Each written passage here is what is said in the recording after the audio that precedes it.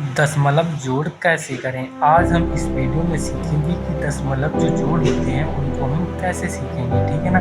किस प्रकार से हम दशमलव को करेंगे। देखो दोस्तों, यहाँ पर ये संख्या एक संख्या के बाद दशमलव है, यहाँ पर दो संख्या के बाद दशमलव है, यहाँ पर दशमलव अलग अलग जगह पर है, यहाँ पर क्रम से लगा हुआ है, आमने सामने लगा हुआ है, लेकिन यहाँ पर अलग अलग लगा हुआ है। इन सवालों को हम कैसे करेंगे इस वीडियो में आज यही जानेंगे। ना टाइम वेस्ट करते हुए अपनी वीडियो को स्टार्ट कर लेते हैं। तो देखो, यहाँ पर 7 और यहाँ पर 6 है।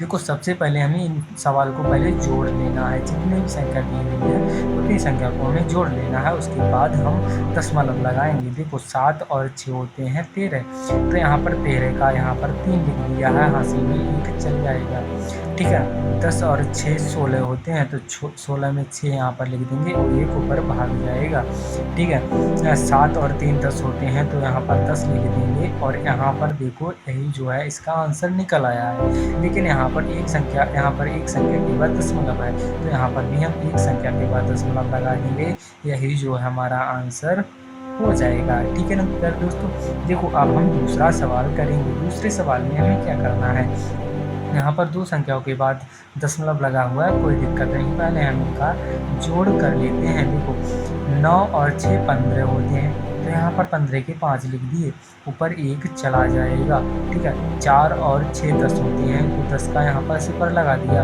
ठीक है, ऊपर 1 चला जाएगा।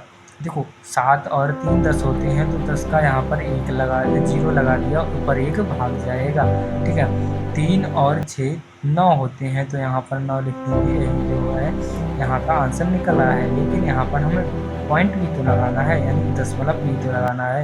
यहाँ पर देखो, दो संख्याओं के बाद दशमलव है, तो यहाँ पर भी दो संख्याओं के बाद दशमलव हो जाएगा, 1 और 2, तो यहाँ पर यह देखो दशमलव लगा दिया है।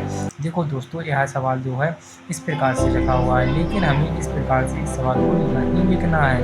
देखो, दशमलव आमने सामने होना चाहिए, तभी सवाल सही तरह से ढंग से लिखा जाएगा। यहाँ पर हम पहले इसको सुधार देते हैं, ठीक है ना दोस्तों।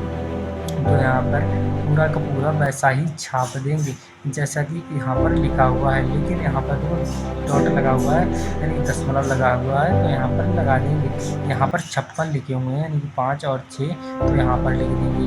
देखो, यहाँ पर 32 लिखे हुए हैं, तो यहाँ पर 32 लिख देंगे, और जो प्लस वाला चिन्ह है यहाँ पर लगा देंगे। कोई भी दिक्कत नहीं होगी। आई होप आप लोग समझ गए होंगे। ये दशमलव आमने सामने होंगे तभी यानी प्लस करने में आसानी रहती है।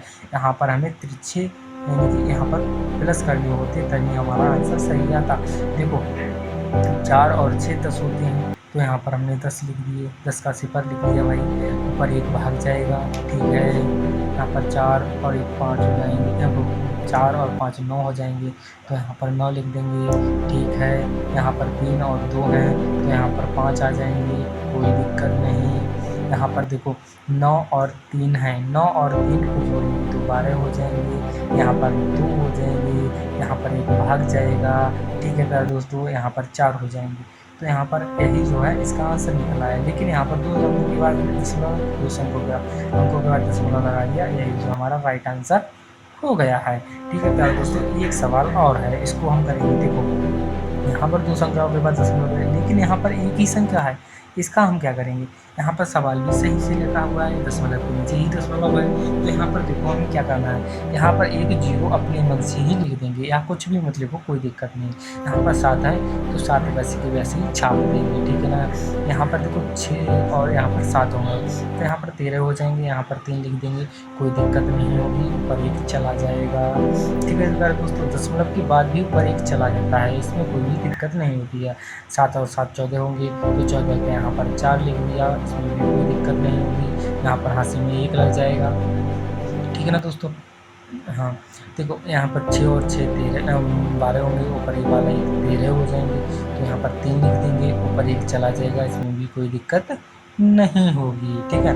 यहाँ पर 10 और 3 13 हो जाएंगे, ठीक है ना प्यारे दोस्तों। तो यहाँ पर हम 13 लिख देंगे। देखो 2 अंकों के बाद यहाँ पर दशमलव है, लेकिन यहाँ पर 1 अंक के बाद दशमलव है। तो देखो हमेशा जो बड़ी संख्या के बाद दशमलव होता है, मतलब यहाँ पर 2 संख्याएं के बाद दशमलव है, तो यहाँ पर भी हम 2 संख्याओं के बाद ही दशमलव लगाएंगे, ठीक है। यहाँ पर हमने 2 अंकों के बाद दशमलव लगा दिया, यही जो हमारा राइट आंसर हो गया है, ठीक है ना प्यारे दोस्तों। लेकिन एक सवाल हम आपको देंगे, जो कि आपको हमें अभी कमेंट सेक्शन में बताना है, ठीक है ना। एक ही अंक के बाद हम दशमलव लगा देंगे।